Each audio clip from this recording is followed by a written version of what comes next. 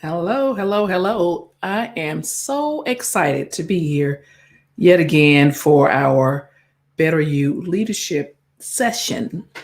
Today's title is, or topic, is Overcommitted. It's a question. It's not a good look for women leaders. That's what we are focused on today. That's what we're focused on today. My name is Angela Odom. I am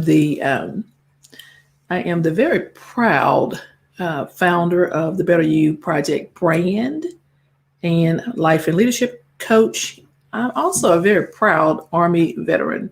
So, welcome to this episode of Better You Leadership. The topic today, again, overcommitted. It's a question. It's not a good look for women leaders being overcommitted.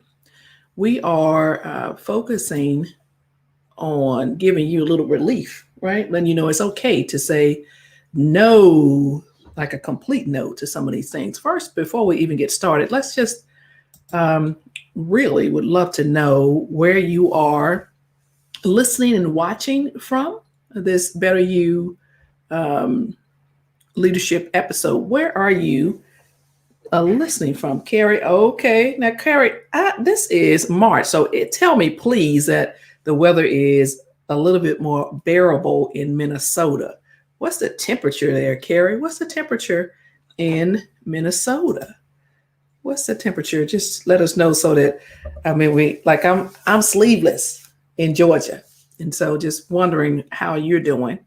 And so we have what an opportunity today just to go through um, some topics. So, here with the Better You project, we establish boundaries and we guard our times. Those are two critical skills that women leaders honor. And I am, thinking of a quote by Les Brown. It says, honor your commitments with integrity, right? And so, two of the principles that we will won't really talk about, but we will really discuss. We will focus on really. Let's respond with a full body yes or a complete no. That's when someone is requesting your time, resources, effort, and your money. You can either respond with a no. You want to be kind about it. You don't want to be all nasty with it, or the full body yes, which is the one when from the top of your head to the bottom of your feet. You can feel that. Okay, yes, I'm certain that I can commit to giving you my money, my effort, my time, my resources, and especially my energy. That's number one. And then the other one is to show up first for yourself. And then you want to serve others from the overflow. And hold up. So Carrie says, oh, it's 50. Puts, okay, snow on the ground and lake still frozen over. I bet it's pretty. I bet that's pretty. And then, okay, Sam, you're in Clinton, Mississippi, and it's 58 degrees. And good morning from Kentucky, Mo. Okay, welcome everyone. Welcome. And so we're here, and let's get started with talking about overcommitting, right? Being an overcommitter, being someone who is consistently bombarded with things, stuff, people who are taking up our time. And overcommitted, it gives the inclination or the feeling or the thought that that's not necessarily what we want. That's not necessarily where we want to be. And then sometimes we're like, oh, I thrive on this. I like these last minute projects.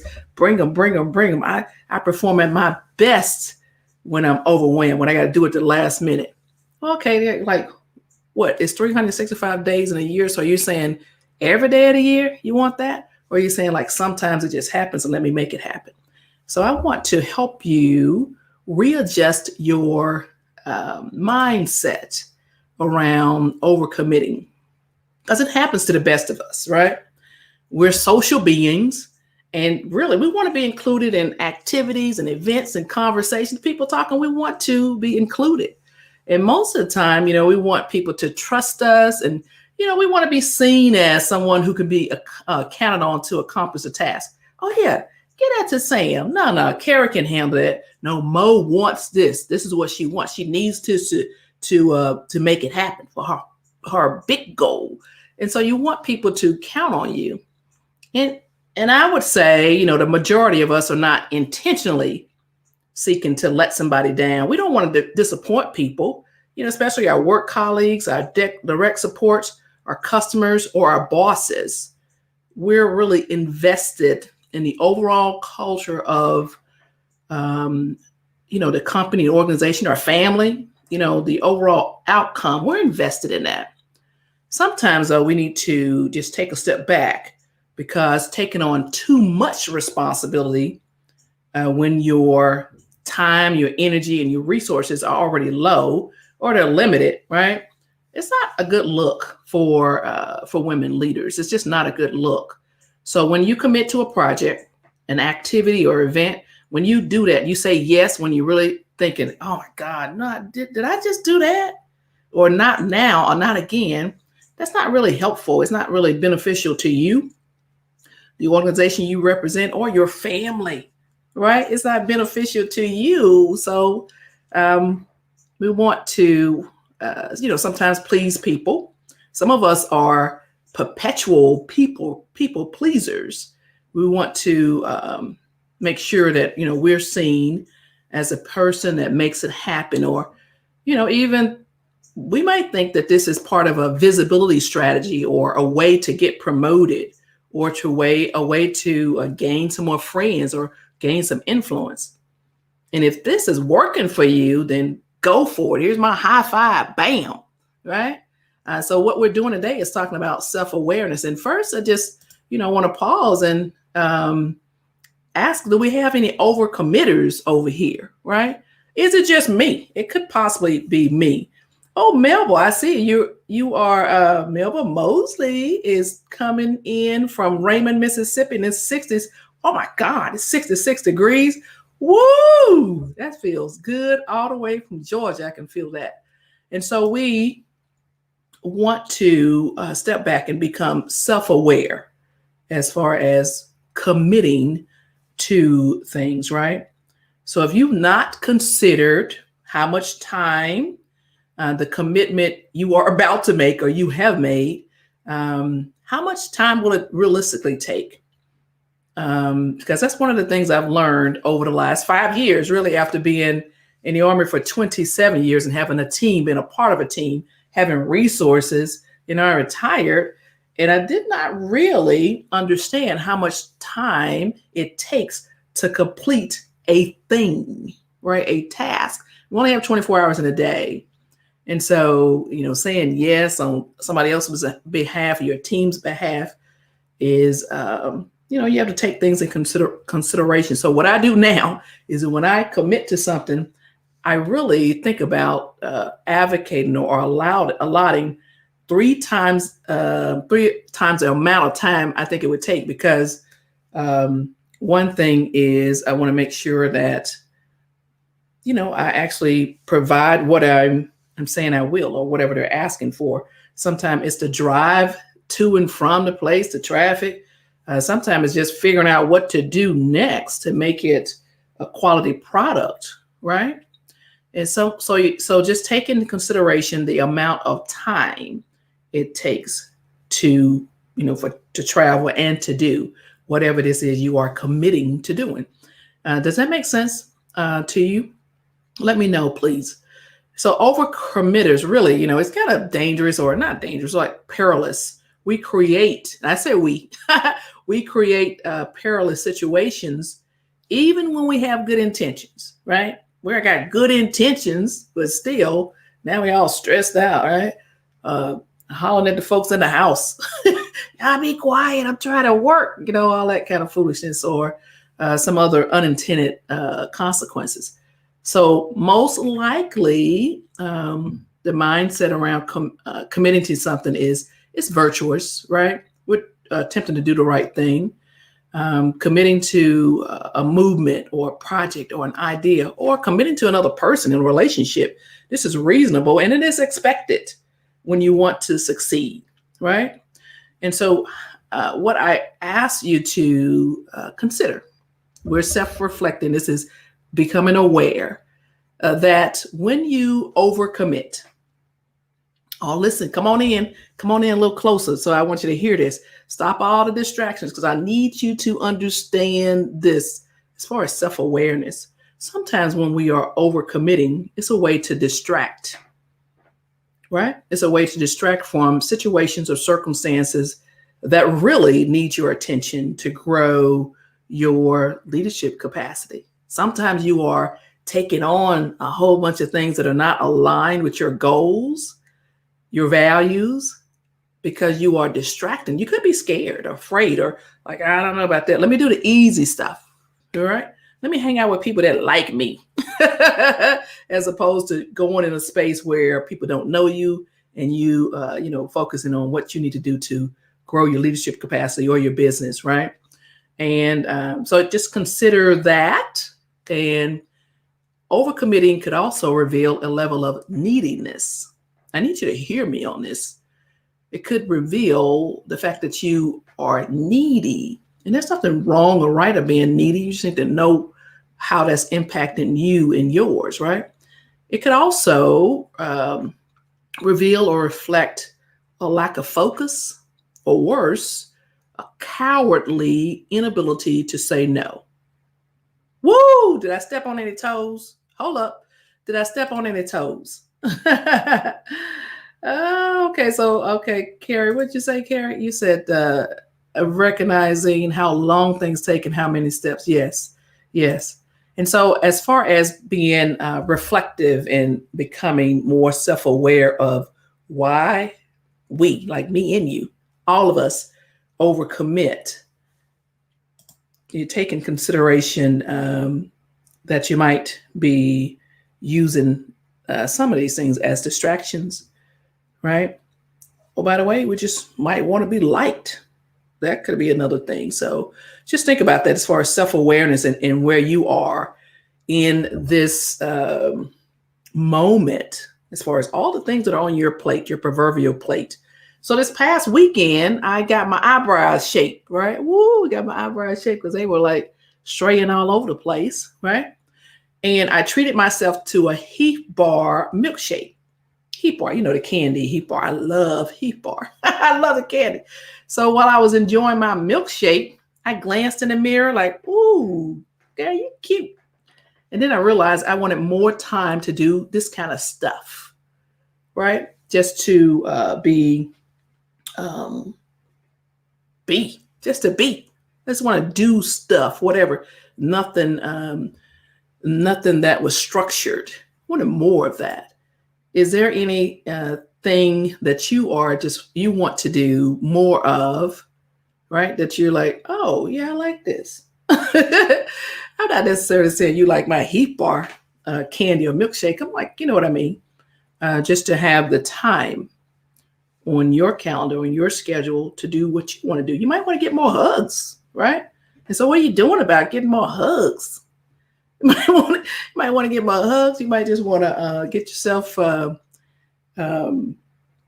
healthy, whatever it is, right? Whatever it is for you. So this is about self-awareness and understanding, where you are, and, feeling peaceful or burdened or not. Again, we go back to the Better You principles, 2 of them, responding to requests on your time, your resources, your effort, and your money with either a full body yes or a complete no. And then, of course, showing up for yourself first and serving others from the overflow. And let's be very clear. If you have some little teeny kids that's depending on you, or you've got to, go to a job or virtual work or whatever it is to make some money, then you got to do what you got to do, right? You got to do what you have to do. You might seek out some support for those types of things if it's overwhelming, right? Let's be very clear. And so we talked about, being overcommitted and then self-aware, just to take some time to reflect on what you're doing. How many things you have on your calendar, your plate, and the fact that you might be saying yes when you really mean, oh, no. No, thank you. So I want to just give you, right? I'm gifting you this sandwich method. Method, like to give yourself space before you say yes. You want to give yourself space. Someone is asking you to commit to something, to do something, and they might want to diminish the amount of time it takes, the amount of resources it takes. They might just want to dump it on you, right? Some people are dumpster, right? They are dumpsters. Or they can, how you say, dumpies, dumpers. So you want to, if you want to go ahead and respond with just a complete no and a stop, no explanation, no excuses, no rationale, you can do that. And it might come off as, abrupt or rude, and you might not care. However, if you want to have a different option, which I'm going to give to you, which I use this option, right? It's an option where you're going to sandwich your no in between two positive statements, right? And then some people, sometimes I just say I just do no, and I'm done. However, most of the time I use this sandwich method, right? I don't lie. I'm not advocating you lie. Don't lie, right? Because that comes back to you and your character. But you want to simply start the conversation by acknowledging the request. You acknowledge it. Oh, you want $10 from me? You can then, you follow that with whatever is appropriate, whatever that request is, but you want to acknowledge it. And, it's whatever is relevant and appropriate. And then, then you follow that with, I'm not able to commit to X, Y, and Z, whatever that might be. Oh, right now, I'm not able to, I don't have $10 for you, or, oh no, I don't think I could do that. Or no, whatever that is. So then you want to close this sandwich with, well, I appreciate you coming to me thinking I had that, but no, I just don't have it like that. But you want to thank them for considering you. And then if things change, I'll let you know, right? It could be as simple as, hey, can you work on this project with me? Can you work on this project with me? Oh, wow. But you want me to work on a project with you? Oh, I'm not able to commit to that. I'm not able to do it right now. But I appreciate you, thinking about me or considering me. I'll let you know if things change though, right? The sandwich approach. So you might not at that moment have all the information to make it an informed decision, but then you've given yourself space. So then you go back and like, you know what, I really could do that. Or you go back and you paid all your bills, right? You done all the things you want to do for your family. You had that $10. Then if you want to, if you're willing to, then you can give that $10, but give yourself some space as opposed to just automatically saying yes or automatically saying no. That's an option. So you want to remember to start and end by saying something nice or positive, whatever it is, and you put that negative or neutral clause in the middle, like a sandwich, right? And just consider that. What do you think about that sandwich approach? Any of y'all use the sandwich approach? Is that something you use, or because I read it somewhere a long time ago and I decided to start using it. So bottom line is by being aware of overpromising, overextending, overestimating, and overdoing, we can really decide to make different choices. And the choices, these choices automatically, or we would want them anyway, to reflect our values, our desires, and our goals. So I have a challenge for you. I want you to give you a Better You commitment challenge, right? Asking you to take a Better You commitment challenge. So you challenge yourself to reflect upon, and then you want to document the number of activities, events, and funds you've committed your time, resources, and effort, your energy to unintentionally, right? You want to, be sure to include like all aspects of your life. We're talking about home, family, work, church, associations, social. So we're just looking at, how much time we're putting on things we've committed to doing. And it could be structured, it could be work related or not.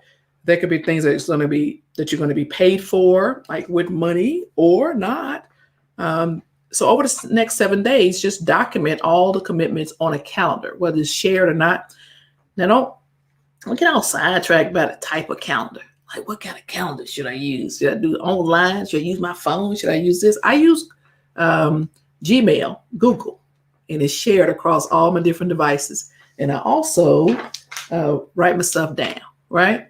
I do the combination. So you do whatever works for you, but don't get caught up in it. So you choose what you want to do, pull out the paper or use the devices. And so that's 7 days. And then on the 8th day, review your commitments. And then you decide if they are aligned with your goals, your desires, your needs, right? If not, you want to circle back with integrity, and then you want to move forward with integrity. You decide what you want to do. You decide how you're going to proceed, but at least you would have awareness. So over the next 7 days and beyond, you're able to consciously, intentionally say yes or no. You can use that sandwich method, right? Give yourself some space before you automatically sign up for something new, right? And so I was reading an article by Dr. Carol Williams Nicholson. She wrote this, I think it was an American Psychological Association article, right? And so I'm going to read it to you because I thought it was really good. It says, before committing to something new, take some time to think about the implications so that if you do agree to take it on, you can perform to the best of your abilities and be absolutely certain you can follow through. The first few times you have to turn down an exciting opportunity may feel awkward or unsettling, but it's much better for you and your reputation to do a few things exceedingly well than a lot of things in a mediocre way. Ooh, I love it. So I'm rooting for you. I am definitely rooting for you.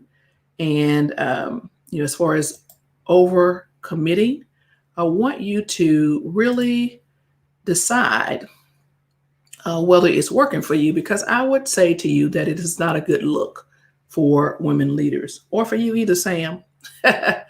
So with that, as we close, I want to invite you to